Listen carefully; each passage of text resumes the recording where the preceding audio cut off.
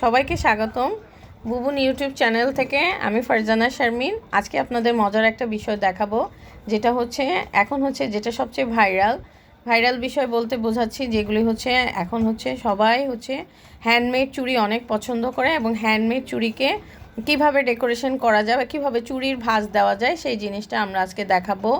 সেই ভাঁজটা আমাদের ফার্স্টে কীভাবে আমরা ভাঁজটা করেছি সেই চুড়িটাই জাস্ট দেখাবো। দেখেন, প্রথমে আমরা চুড়িটাকে এভাবে এক ভাঁজ করেছি, এই যে কাপড়টাকে এভাবে এক ভাঁজ করেছি, ভাঁজ করে জাস্ট এটা গ্লু দিয়ে কাপড়টাকে অ্যাড করেছি। এখন এটাকে আমরা সুন্দর করে পেঁচাবো। এখন হচ্ছে এগুলি সুন্দর করে খুব দ্রুত পেঁচানো যায়, পেঁচানো পুরা একদম, এই যে দেখতে পাচ্ছেন খুব সুন্দর করে চুড়িগুলি আমরা পুরা রাউন্ড করে পেঁচাবো।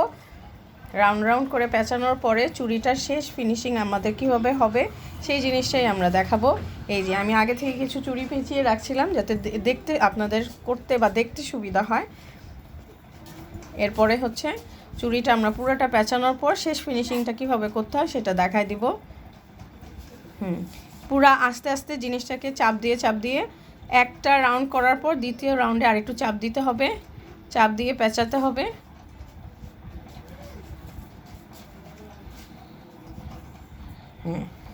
যে দেখতেই পাচ্ছেন আমরা আগে থেকে বেশ কিছু চুড়ি পেঁচিয়ে রাখছি, এগুলো আমাদের অফলাইন শোরুমের জন্য করা।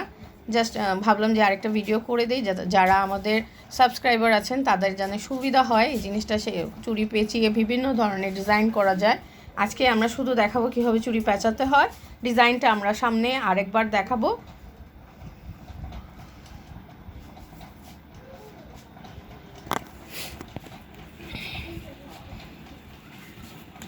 আচ্ছা, এখন আমরা এই চুড়িটা দিয়ে জাস্ট এটা দিয়ে জাস্ট হচ্ছে ফিনিশিংটা আমরা দেখাই দিব। ভিডিওটা আমরা অনেক বেশি দীর্ঘ করব না, শেষে কিভাবে পেঁচাতে হয়, শেষের অংশটা কিভাবে লাগাতে হয় সেই জিনিসটাকে দেখিয়ে দেব।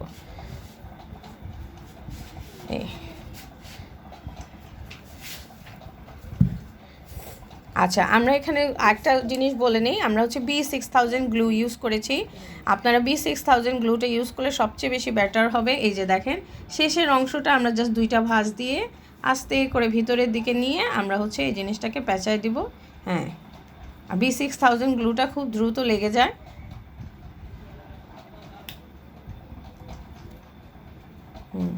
ঠিক আছে, সুন্দর করে এটা হচ্ছে গ্লুটা এখন আমি অ্যাড করব। অ্যাড করার পর কিছুক্ষণ একটু শুকানোর জন্য সময় দিতে হবে। সময় দেওয়ার পরে আমরা হচ্ছে এই জিনিসটাকে ভাঁজ করব, আস্তে করে ভাঁজ করতে হবে। ফোল্ড করে জিনিসটা আমরা জাস্ট একটু কাট করব কেচি দিয়ে।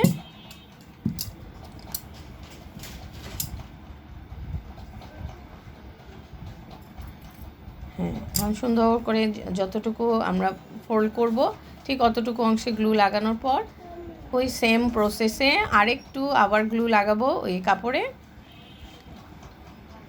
আচ্ছা, লাগানোর পর জাস্ট আমরা এটাকে আটকে দিব। এই জাস্ট কিছুক্ষণ ধরে রাখলে আপনার সুন্দর ফিনিশিং হয়ে যাবে। আমি পুরো ফিনিশিং এই চুড়িটা দেখে দিচ্ছি। দেখেন, এই যে এরকম একটা ভাঁজ অংশ চলে যাবে, পুরো রেডি হয়ে যাবে চুড়িটা। এই হচ্ছে পুরা ফিনিশিং। ধন্যবাদ।